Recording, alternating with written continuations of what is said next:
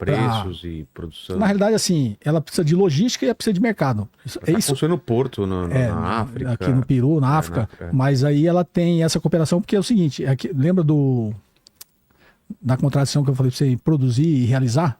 Ela precisa de mercado, né? Ela chegou num tamanho tão grande que se ela não desenvolver outros mercados, ela não vai ter para quem vender. Então, desenvolver o mercado africano, que é extremamente atrasado ainda em relação a outras partes do mundo, é interessante porque é um mercado consumidor. Então, a Indonésia entrou agora no BRICS. A Indonésia tem 280 milhões de habitantes. É um mercado consumidor. Então, tudo que eles fazem com a ASEAN, né, que é a Associação dos Países Asiáticos, desenvolver os países asiáticos, é isso. Só que nisso tem cooperação econômica e de produção, né? Ela está na fronteira tecnológica. Digamos assim, grosso modo comparando, é como se ela fosse uma Apple, né? Eu tenho o design, tenho a tecnologia, tenho a inteligência, tenho o marketing. Eu preciso de pessoas produzindo os componentes, né? Toda a cadeia de suprimento disso, porque eu não consigo mais produzir a preços competitivos, né? Quando a China começou a transferir indústrias para o Vietnã, para o Laos, para o Camboja, é porque para ela já começa a ficar caro produzir muita coisa na China. Então ela está transferindo essa produção para outros países. Então, desde que seja de uma forma de cooperação econômica, em que eu ajudo você a desenvolver o seu mercado, ajudo você a desenvolver a sua indústria, transfiro alguma parte da produção para você, né? Fico com a tecnologia que eu estou desenvolvendo e é um jogo de ganha-ganha, eu acho que é mais benéfico do que o que os Estados Unidos faz, né? É muito mais benéfico para o resto do mundo, para o resto dos países, do que os Estados Unidos faz. Deixa eu dar uma pausa nas perguntas e falar um pouco da tua vida. Como que foi a tua vida profissional? Tua formação, os primeiros trabalhos? Qual que é Agora falar da tua linha do tempo. Minha linha do tempo Você queria desde criança fazer o que você faz hoje ou não? Não, acho que eu sempre fiz aquilo que eu tive vontade, né? Assim, teve essa sorte. Tive essa sorte, eu sempre tive um espírito assim, muito empreendedor. Eu comecei a trabalhar com 10 anos, né? Eu consertava relógio. Da nossa época era o Oriente, Citizen, não sei se você lembra. Não existia. Usava aquela lupinha, aquele guichezinho. Sei. Então, e eu saía da escola assim com 10 anos, eu passava e tinha 3 senhores japoneses naqueles guichezinhos, e eu ficava olhando, e eles achavam interessante que eu era curioso, eu ficava perguntando, é isso aí. Aí um dia eles me colocaram, muita coisa é só abrir, não sei se você lembra, abrir, desmontava, né, tirava todas as engrenagens, lavava com benzina, depois montava tudo de novo, né. Aí a maioria era isso, era limpeza, né. E aí eles me ensinaram e eu fazia isso. Todo dia à tarde eu passava e fazia tal. Troca de lanche, né? Dava um lanche, vai lanchar. E aí com 12 anos eu fui trabalhar formalmente consertando brinquedo. Meu pai era engenheiro mecânico e ele sabia consertar brinquedo, né? E uma vez ele consertou uns brinquedos, eu aprendi a consertar. E aí eu fui trabalhar numa loja, porque naquela época não tinha controle de qualidade, né? Só existia brinquedo da Estrela. E os brinquedos da Estrela, como não tinha controle de qualidade, chegava uma boa parte com defeito de fábrica. E aí para a loja era ruim, porque ela tinha que devolver para a fábrica, explicar o que aconteceu. E aí até o processo todo ir e voltar um brinquedo normal levava 2 meses, né? Então para a fábrica para a loja era prejuízo. E aí eu vi um nicho nisso aí, falei, vou arrumar, porque a grande maioria dos defeitos era simples, né? Era um mau contato aqui, um negócio ali, uma peça que foi montada errada. Naquela época era até uma boneca que era famosa, que vendia muito, chamava Bate Palminha. Vê se você acha aí. Eu não lembro de como ela era. Bate palminha. Ela cantava assim, bate palminha, bate. Sei. E ela batia palminha. Batia palminha, só que ela tinha um disquinho na barriga, né? Com um alto-falante tosco, que na realidade era um conezinho, ficava encostado.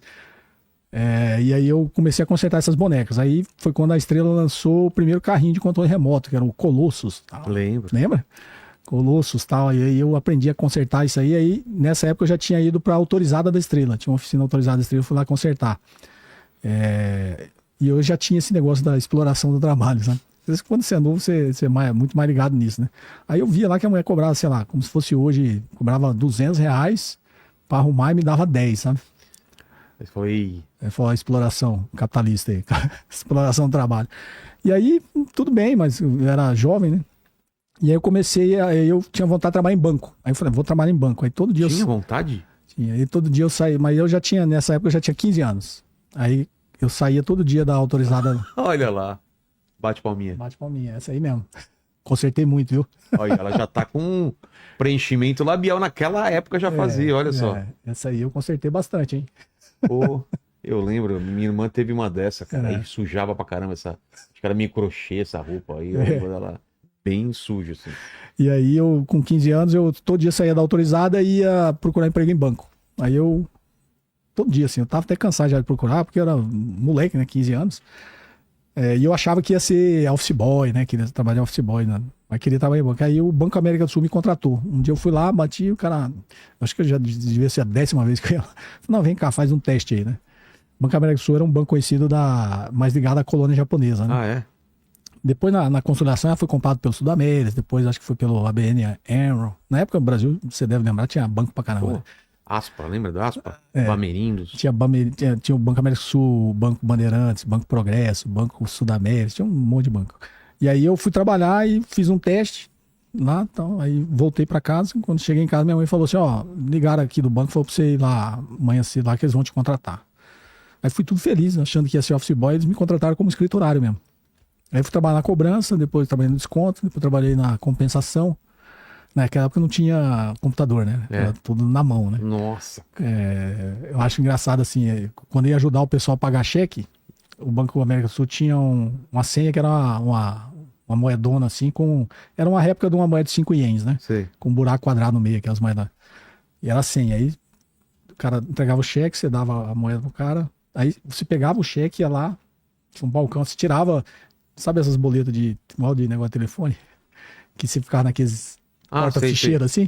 Era daquele tipo ali. Aí você tirava assim do cara e tava, Vilela, cheque de 100, sei lá, 100 cruzeiro. 100 cruzeiro, ele tem 1.000, fazia tudo na mão. Nossa. Aí botava menos 100, aí botava o saldo, 900. Aí lá no Banco Brasil, pra você ver como era o negócio, hoje você impensável isso, né? Você abria os malotes lá e trocava. Aí o Vilela era do Bandeirantes, eu era do Banco, tá aqui, o seu cheque, tá aqui o seu, eu anotava. Era engraçado. E aí trabalhei, aí eu fui servir a Força Aérea Brasileira. Servi no Esquadrão de Busca e Salvamento. 2º Esquadrão do 10º Grupo de Aviação em Campo Grande. Foi uma aventura, eu queria servir, né? Fui até Campo Grande para servir, era a base aérea de Campo Grande. E aí fiquei um ano lá, queria ser aviador e tal, mas eu já usava óculos, né? Aí não consegui. O cara falou, nem tenta, porque lá na academia da Força Aérea você nem passa, né? Se você usar óculos, nem... Sério? Né? Eu falo, até quem não usa, chega lá, descobre que tem um desviozinho aqui, os caras não aceitam, né? Porque você quer ser piloto, todo mundo quer ser piloto de caça, né? Aí não é. Aí eu saí do banco. E aí quando eu saí do banco, quando eu saí voltei da Força Aérea pro banco, aí no banco fazia greve pra caramba. Eu era grevista. Aí um certo dia fui fazer greve na frente do meu banco, obviamente fui demitido, né? Fui fazer piquete na frente do meu banco. Fui demitido. E aí fui trabalhar na empresa que era o maior cliente do banco. Eu era um cara muito benquisto, assim, pelos clientes, né? Aí quando eu saí do banco, eu fui lá pedir emprego, o cara me contratou. Aí fiquei um mês só. O gerente do banco descobriu que eu tava trabalhando lá, ligou e falou, você contratou esse agitador, o cara é grevista, tá? Grevista, agitador. Aí o cliente me demitiu lá só pra não ficar mal com o gerente do banco. E aí eu fui vender aço. Fazia desenho técnico. Eu tinha aprendido com meu primo, e aí, mas para vender você precisa desenhar para calcular massa, tal, para vender, que o aço era vendido por peso, né? Então, sei lá, o Vilela quer fazer uma reforma aqui, precisa de uma chapa em U, aí o cliente ia lá e eu desenhava qual o tamanho e tal, fazia o desenho bonitinho, calculava para cobrar. Aí o serralheiro gostava do desenho, né? Que eu fazia o desenho bonitinho, eu olhava assim, pô, posso levar o desenho? Pode, então. E eu fiquei famoso lá, que todo mundo queria comprar só comigo para ganhar o desenho. E aí começou a gerar um ciúme, né, nos outros clientes, aí nos outros vendedores, eu comecei a ensinar os outros vendedores a desenhar. Mas aí era um galpão, assim, poeira pra caramba. Eu falei, cara, eu vou trabalhar em outro lugar, que esse negócio não tá dando certo, não. Quente pra caramba. Aí fui vender copiadora. Era até uma empresa brasileira concorrendo à Xerox, chamada Triunfo. Fui vender copiadora. Pô, eu lembro do Triunfo. Da Triunfo, lembra? Lembro. É bom falar com gente da nossa idade. Cara, eu tô lembrando agora. Lembrando. Era a maquininha da Triunfo. Eu fui vender. Aí os caras não deixaram eu vender. Falou, não, você vai trabalhar no setor... Você foi bancário, você vai trabalhar no setor... Você vai ser o gerente financeiro da empresa. Aí virei gerente financeiro da empresa. Aí pagava os vendedores. Eu vi os vendedores ganhavam 3 vezes mais que eu, né? Ganhava comissão. Aí um dia eu falei assim, não, eu vou sair da empresa porque eu quero ser vendedor. Aí o cara, não, fica aí. Aí quando eu falei que ia sair mesmo, ele falou, não, então pode ficar como vendedor. Aí fiquei como vendedor. Primeiro mês, assim, vendi 3 máquinas. Era dinheiro pra caramba. Vendi 3 máquinas. Aí, putz, já saí torrando, né? Dinheiro. Cartão de crédito, tinha um Ourocard do Banco Brasil. Fui torrando. E aí veio o plano Collor. Putz. O plano Collor veio, congelou tudo, não sei se você lembra, as empresas não tinham dinheiro, não tinha... Não, mas eu não recebi meu salário, né? Porque a empresa não tinha dinheiro para pagar salário, não sei se você lembra, naquela época criaram um tal de transferência de titularidade. Nem lembro direito. Era um troço assim, aí eu fiquei 3 meses sem receber o salário, só que naquela época o juro do cartão de crédito era assim, dobrava todo mês, né? Pois é. Na época do Collor. E aí quando eu recebi, não dava para pagar nada do meu cartão de crédito.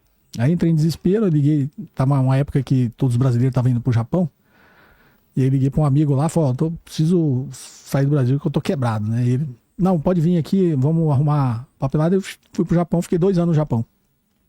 Trabalhei numa empresa do grupo da Mitsubishi. Fazia uns motorzinhos enrolados, assim, de ar-condicionado, desde uns pequenininhos até os de trem, de avião, né? Assim, gigante. E aí fiquei 2 anos lá e eu voltei pro Brasil. E aí eu entrei na Xerox do Brasil. Fiz um processo seletivo e entrei na Xerox. E aí... Trabalhar do quê? Eu entrei para ser vendedor mesmo, de copiadora. Quando trabalhei na Triunfo, né? O sonho é sempre trabalhar na líder, né, do mercado. E a Xerox era a líder do mundo, né? Na Xerox do Brasil. Tinha um amigo meu de infância lá em São Bernardo que vendia, eu lembro, ele tinha um carro da Xerox e tal, vendia Xerox, o Tony. Ah, legal. Trabalhou muito tempo. Uma grande escola. Aí eu fiquei... Aí, 1 ano e meio como vendedor, eu participei de um processo seletivo e fui selecionado. Virei executivo da Xerox. Eu era, na época, o executivo mais novo, eu tinha 25 anos. A faixa etária na época era 40 anos e tal, e com 25 eu virei executivo. Aí eu fui para Uberlândia. Fui transferido para lá. Fiquei 3 anos em Uberlândia. O Ed é uberlandense, nascido lá, meu filho. E aí, de lá, eu fui transferido para Manaus. Fiquei uma época em Manaus. De Manaus, fui transferido para Cuiabá. Fui para Manaus, ficou quanto tempo lá? Manaus eu fui para ficar 2 anos, fiquei 10 meses. Eu morei 2 anos em Manaus. Nossa. Manaus era assim, como era muito longe, os executivos ninguém queria ir para lá. Só que lá pagava, assim, o pacote para ir para Manaus era muito maior. Boa, era muito maior. Bom, carro, né? Eles davam carro. Era muito maior, assim, o pacote para ir para lá. Aí eu, como sou japonês, gostava de pescar, eu falei, cara, é o paraíso, né? Tanto que depois eu passei vários anos indo todo ano para pescar, né? Lá é bom demais. E aí fui para ficar 2 anos. Aí na época os caras até colocaram uns apelidos meio pejorativos de Highlander, né? Que eu ia pra arrumar a bagunça, né? Quando tinha uma bagunça lá, eu fui pra Manaus. Mas por que Highlander? Porque eu demitia todo mundo, né? Só pode haver um, né? Que aí eles tinham feito uma lambança lá, eu fui lá e arrumei a filial e tal, mas aí com 10 meses já tava redondinha, assim, rodando bem, dando resultado. E aí teve o mesmo problema em Cuiabá. Aí falei, não, agora você vai pra Cuiabá. Aí fui pra Cuiabá fazer o mesmo trabalho. Tá? Aí quando cheguei em Cuiabá, a Xerox começou a entrar em decadência. Começou a cometer os erros estratégicos na matriz, nos Estados Unidos e aqui no Brasil. E aí ela começou a encolher. Aí eu peguei e saí de Cuiabá, fui transferido pra Brasília, que eles iam fechar a filial, né? Aí eu fui pra Brasília. E aí em Brasília fiquei até 2005. Nessa época em Brasília eu já mexia com investimento, já investia e tal. E aí eu falei, me desentendi com o presidente da Xerox lá, falei, vou sair da empresa e vou entrar na área de investimento profissionalmente, né? Abrir uma empresa. Eu operava o mercado tudo, mas era pessoa física. Aí eu saí em 2005, fiquei 1 ano estudando e abri uma empresa de investimentos, né? Eu era parceiro de um banco aqui em São Paulo, chama Banco Geração Futuro. Depois virei parceiro da XP lá no início dela. Aí veio a crise subprime. Quebrei porque eu não queria mais operar bolsa com os clientes, né? Que foi Tava muito volátil. A crise subprime, né?